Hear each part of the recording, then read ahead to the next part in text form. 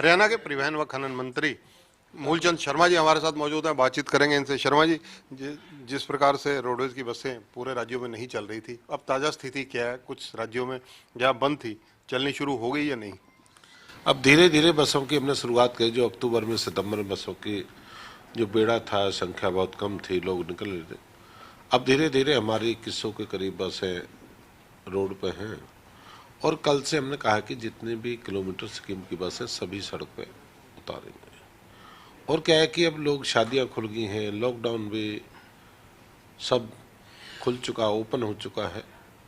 और लोगों को क्या है कि प्राइवेट बसों में लोग जाते हैं, सरकारी बस का लाभ नहीं उठा पा रहे। तो लोग चाहते हैं कि भाई सरकारी बस का लाभ उठाएं। शादी है, कोई ब्याह है, सुख है, दुख है, उनमें लोग जाते हैं और लोगों की बहुत ज़रूरत है। आप मानते हैं कि ये गरीब की सवारी है, क्योंकि क्या इसमें अब सवारियां पूरी भरने लगी हैं, लोग बैठने लगे हैं? हाँ, ये मानिए 4000 व्हीकल प्राइवेट जो चल रहे हैं, बसें चल रही हैं, यूटिलिटी चल रही हैं, मैक्स चल रही हैं, बस चल रही हैं। तो अगर मान लो नहीं चलाएंगे, हम बस नहीं चलाएंगे, तो प्राइवेट व्हीकल बन पाएगा। अगर प्राइवेट व्हीकल को हमें ख़त्म करना है तो हरियाणा रोडवेज की तमाम बस हम सड़क पर उतारनी पड़ेगी। समानांतर बस सेवा, प्राइवेट जो कैब्स वगैरह चल रही थी और चीज़ें चल रही थी, उनको रोकने के लिए कितने सफल रहे हैं आप, और क्या स्थिति है? आने वाले दिनों में हमने एक एसआईटी अपनी गठित करी है, सारे इनकी, रोडवेज, आरटीए, जीएम और दूसरे भी हमने जो अपने रोडवेज के कर्मचारी हैं, ड्राइवर हैं, वो सब मिलकर एक अभियान चलाएंगे। और परमानेंट अभियान रहेगा, एक दिन नहीं चलेगा। हम सारे जो बैरियर हैं, जहाँ टोल टैक्स है, टोल टैक्स लगते हैं, वहाँ पे कोई आदमी बस निकल के भगा नहीं सकता। टोल टैक्स पे हम लगाएंगे। और वहीं पे कैमरे में बस बंद रहेगी। कई लगे जी मेरी तो बस नहीं थी कैमरे में, वहीं कैमरे के सामने बस खाली होगी, वहीं उसका चालान करेंगे। उन्हीं सवारियों को उठाकर हम दूसरी बस से आगे भेजेंगे। जो आरटीए ऑफिस थे, उनको डीटी ऑफिस में कन्वर्ट करने की प्लानिंग थी, सीएम साहब ने अनाउंसमेंट भी की, उसमें लेटेस्ट क्या है? क्या डीटीओ नियुक्त हो गए पूरे हरियाणा में? हाँ, पूरे हरियाणा में डीटीओ नियुक्त माननीय मुख्यमंत्री जी ने किए हैं, और कुछ आज एक दो हैं, हो जाएंगे।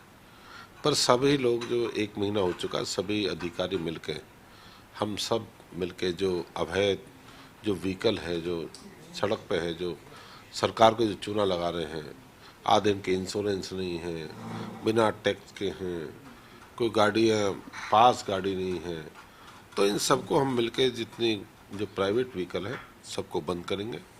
और हरियाणा रोडवेज की तादाद को, बसों को और बढ़ाएंगे।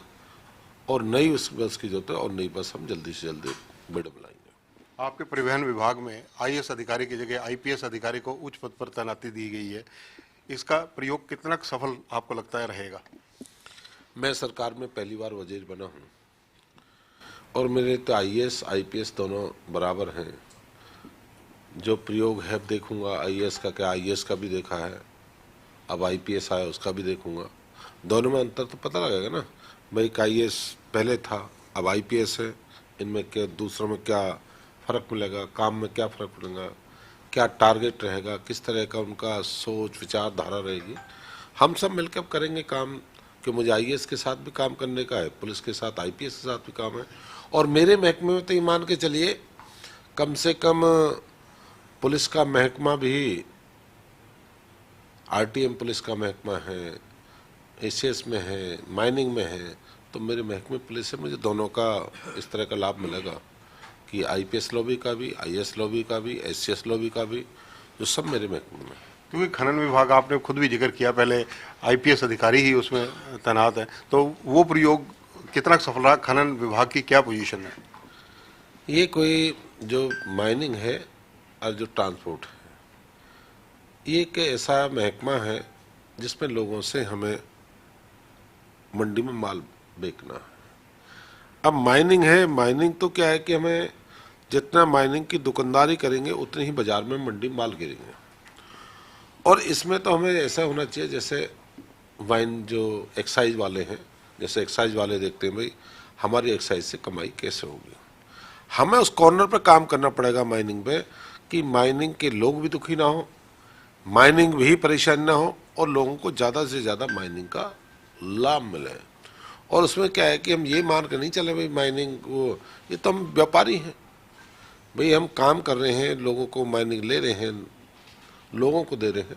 इसी तरह हरियाणा रोडवेज है, ये भी हमारा एक है कि लोगों को बढ़िया बढ़िया सुविधा दें, बस दें, लोगों को समय पे पहुंचाएं, लोगों का ध्यान रखें। इस चीज़ पे हम सब काम करना पड़ेगा एक बींगे महकमे का। ओवरलोडिंग की समस्या बहुत भारी समस्या है, खासकर खनन विभाग में। नहीं, ओवरलोडिंग की समस्या है, ओवरलोडिंग की समस्या है तो उसका चालान कटेगा। अगर कोई ओवरलोडिंग भरेगा तो चालान भी तो कटेगा। अगर कोई आदमी नहीं मानेगा इतने बड़े उससे तो चालान भी कटेगा। उसका है क्राइटेरिया 20,000, शुरू में 20,000 है, उसके बाद 2,000 रुपये पर टन है। आपने आज अपने विभाग की मीटिंग की है, विशेषकर परिवहन विभाग का अगर जिक्र करें तो क्या चीजें ऑब्जर्व की और क्या गाइडलाइन जारी की? नहीं, अभी तो हमने कहा ज़्यादा से ज़्यादा बस रोड पे चलाई जा, जो भी बस है कि प्राइवेट व्हीकल को नीचे करना है तो हमें बसें रोडवेज देनी पड़ेगी, कि प्राइवेट बस भी बंद कर दें हम और रोडवेज की बसें नहीं चलाएं फिर तो लोग परेशान हो जाएंगे ना। तो हमने ज़्यादा से ज़्यादा हरियाणा रोडवेज की बसें चलाएंगे। कोरोना को लेकर कहीं ना कहीं जिस प्रकार से स्कूलों में से बच्चों की संख्या लगातार बढ़ रही है, उसको देखते हुए आप क्या कहेंगे कि क्या स्कूल यथावत शुरू रहने चाहिए, बंद करने चाहिए? आपकी राय क्या है? नहीं, मेरा क्या है कि माननीय मुख्यमंत्री जी का कि जो भी लोगों का निर्णय है मैं उसमें साथ हूँ। और आज तो कोरोना से जीना भी है और बचना भी है। कोरोना से हम बंद करके नहीं बैठ सकते इस चीज़ को, पर कुछ मुख्यमंत्री जो करेंगे प्रदेश के हित में रहेगा, जो निर्णय होगा उनका ठीक रहेगा। धन्यवाद शर्मा जी। तो ये हैं मूलचंद शर्मा, हरियाणा के परिवहन व खनन मंत्री हैं। विस्तार से कई चीजों पर इनसे चर्चा की गई।